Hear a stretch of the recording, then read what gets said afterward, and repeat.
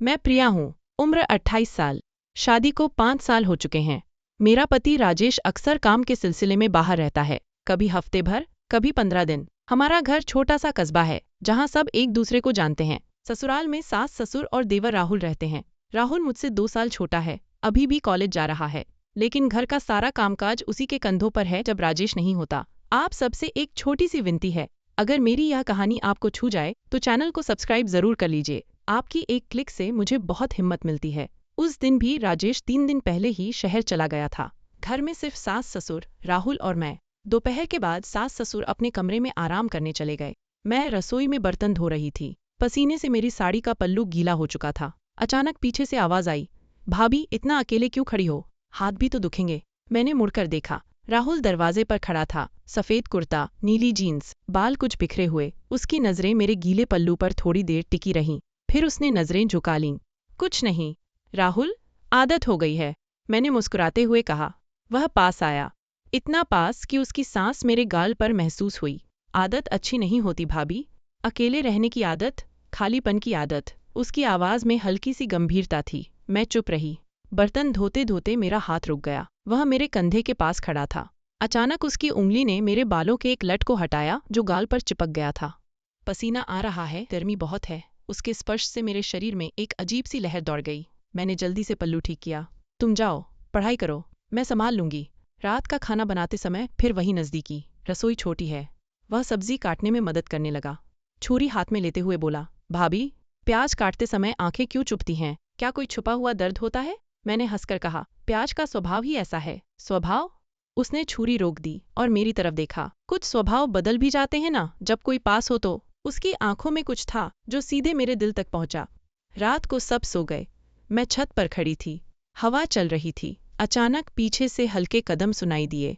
राहुल आ गया, हाथ में 2 कप चाय। सो नहीं पा रही भाभी? उसने एक कप मेरी तरफ बढ़ाया। हम दोनों दीवार के किनारे बैठ गए। चांदनी में उसका चेहरा और भी साफ दिख रहा था। उसने धीरे से कहा, राजेश भैया जब जाते हैं घर कितना खाली लगता है ना? मैंने सिर हिलाया। हाँ बहुत, मैं हूं ना। उसकी आवाज बहुत धीमी थी। मैं हमेशा हूं। उसकी बात में दोहरे अर्थ थे। मैं समझ गई, लेकिन कुछ बोल नहीं पाई। हवा ने मेरी साड़ी का पल्लू उड़ा दिया। पल्लू उसके घुटने पर जा गिरा।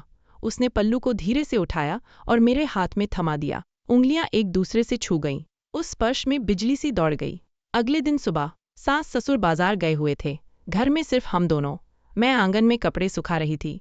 अचानक पीछे से उसकी आवाज, भाभी ऊंचा रख रही हो, संभल के। मैंने मुड़कर देखा तो वह मेरे बहुत पास खड़ा था। उसकी छाती मेरे कंधे से लगभग छू रही थी। मैंने एक कदम पीछे हटा, लेकिन दीवार आ गई। अब बीच में सिर्फ एक बालिश्त की दूरी थी। राहुल थोड़ी दूर खड़े हो। मेरी आवाज कांप गई। दूर खड़े रहूं तो कैसे मदद करूं? उसने मुस्कुराते हुए कहा, फिर धीरे से मेरी कमर के पास हाथ बढ़ाया और सूखे कपड़े की रस्सी को पकड़ लिया। देखो, रस्सी ढीली पड़ गई है, बांध दूं उसे। उसके हाथ मेरे शरीर के इतने पास से गुजरे कि सांस रुक गई। मैंने आंखें बंद कर ली। नहीं, मैं खुद कर लूंगी। खुद? उसने दोहराया। अकेले सब कुछ खुद। थक नहीं जाती भाभी? उस दिन दोपहर में बिजली चली गई। कमरा अंधेरा हो गया। मैं पंखे की हवा के बिना बैठी थी। अचानक दरवाजा खुला और राहुल अंदर आ गया, हाथ में मोमबत्ती। अंधेरा बहुत है, डर तो नहीं लग रहा? उसने मोमबत्ती टेबल पर रखी। लौ की रोशनी में उसकी आंखें चमक रही थीं। नहीं, आदत है। वह मेरे बिस्तर के किनारे बैठ गया, इतना पास कि उसके घुटने मेरे घुटनों से छू रहे थे। आदत? फिर वही आदत। भाभी कभी कभी आदतें खतरनाक हो जाती हैं। मैंने पूछा, कैसे? अजब दिल खाली हो और कोई पास आ जाए भरने के लिए। उसकी उंगली ने मेरे हाथ के पीछे हल्के से स्पर्श किया। मैं भर सकता हूँ, अगर अनुमति हो। मेरा दिल जोर जोर से धड़कने लगा। मैंने हाथ खींच लिया। राहुल, तुम मेरे देवर हो, यह बातें गलत हैं। गलत? उसने हंसकर कहा। या सिर्फ डराने वाली? राजेश भैया जब दूर होते हैं तब क्या दिल नहीं तड़पता? रातें लंबी नहीं लगती? उसकी बातें सीधे मेरे अंदर उतर रही थीं। मैं उठी और खिड़की के पास चली गई। वह भी पीछे पीछे आया। अब हम दोनों खिड़की के सामने खड़े थे। बाहर अंधेरा, अंदर मोमबत्ती की रोशनी। उसकी छाती मेरी पीठ से सट गई। सांसें गर्म थीं। भाभी? उसकी फुसफुसाहट मेरे कान में पड़ी। तुम्हारे बालों से खुशबू आती है, जैसे रात की रानी। मैं कांप गई। हटो राहुल। लेकिन वह नहीं हटा। उसका एक हाथ मेरे कंधे पर रखा। उंगलियां धीरे धीरे मेरे गले की हड्डी तक पहुंची।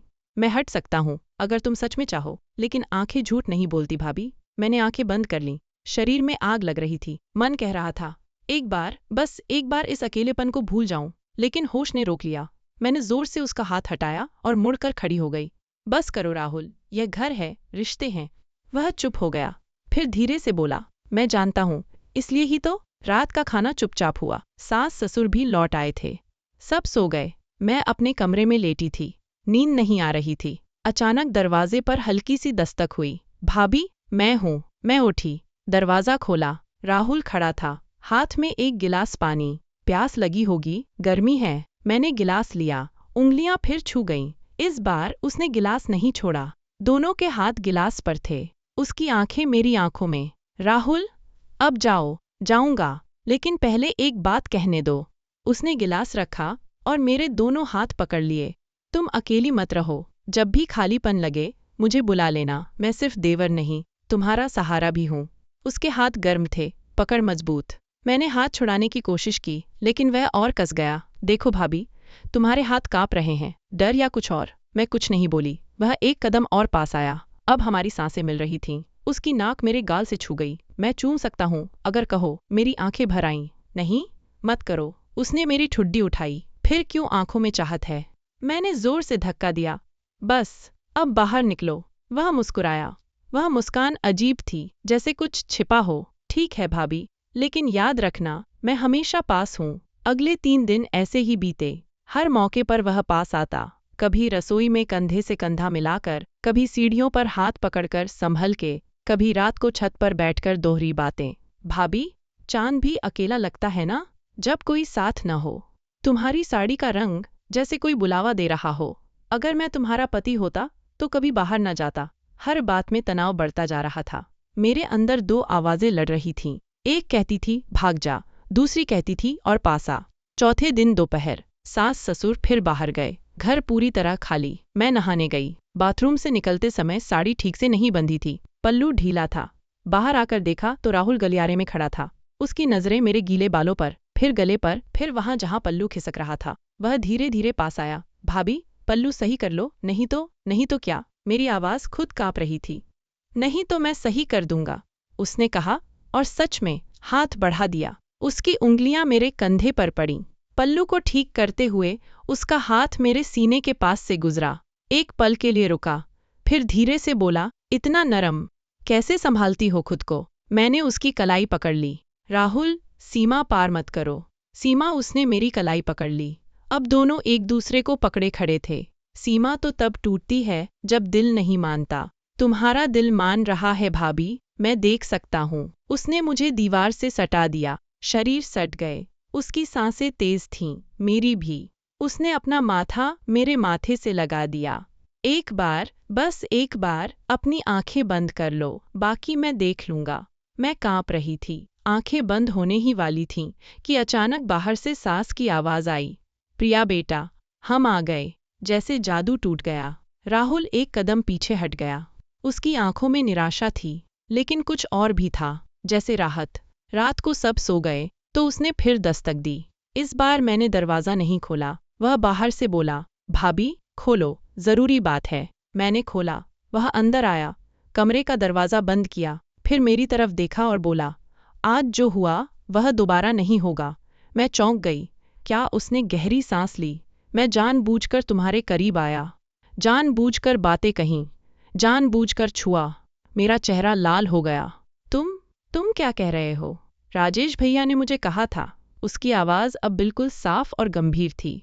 उन्होंने कहा, प्रिया अकेली पड़ जाती है, कभी कभी गलत रास्ते पर मन चला जाता है। तुम पास रहना, लेकिन सीमा में। अगर कोई बाहर का लड़का नजर आए या कोई गलत इरादा दिखे तो तुम संभाल लेना। मैं जैसे पत्थर हो गई। राहुल ने आगे कहा, मैंने देखा तुम्हारी आंखों में अकेलापन था। मैंने वही अकेलापन छुआ, पास आया, बातें की, तनाव बढ़ाया, ताकि तुम समझ सको कि अगर कोई और ऐसा करे तो कितना खतरनाक हो सकता है। आज दोपहर में जब मैंने दीवार से सटाया तब तुमने धक्का दिया। वही धक्का जरूरी था। तुमने खुद को बचाया। मेरी आंखों से आंसू बह निकले। तुमने परीक्षा ली। नहीं भाभी, उसने मेरे कंधे पर हाथ रखा, लेकिन इस बार भाई जैसा। मैंने रक्षा की। राजेश भैया का भरोसा, तुम्हारी इज्जत, इस घर की मर्यादा। अगर मैं सच में गलत इरादे से आता तो आज सब कुछ बिगड़ चुका होता, लेकिन मैं तुम्हारा देवर हूँ और देवर का फर्ज है भाभी की रक्षा करना, न कि उसे गिराना। मैं रो पड़ी। उसने मुझे गले लगा लिया, इस बार पूरी तरह भाई जैसा। अब रो मत, तुम मजबूत हो और मैं हमेशा रहूंगा, लेकिन सही रिश्ते में। उस रात के बाद सब कुछ सामान्य हो गया। राहुल फिर से वही देवर बन गया जो पहले था, मददगार, सम्मान करने वाला। कभी कोई दोहरी बात नहीं की, कभी कोई गलत स्पर्श नहीं किया। राजेश जब लौटे तो राहुल ने सब कुछ बता दिया। राजेश ने मुझे गले लगाते हुए कहा, मैं जानता था तुम संभल जाओगी और राहुल पर भरोसा था। अब जब भी अकेलापन घेरता है, मैं छत पर जाकर चांद को देखती हूँ और मुस्कुराती हूँ, क्योंकि अब मुझे पता है कुछ रिश्ते हमें गिराने नहीं, बचाने के लिए होते हैं। अगर आपको मेरी यह कहानी अच्छी लगी हो तो लाइक कीजिए, शेयर कीजिए और चैनल को सब्सक्राइब ज़रूर कर लीजिए। आपकी एक छोटी सी कोशिश मुझे और ऐसी सच्ची कहानियाँ लिखने की हिम्मत देती है। धन्यवाद।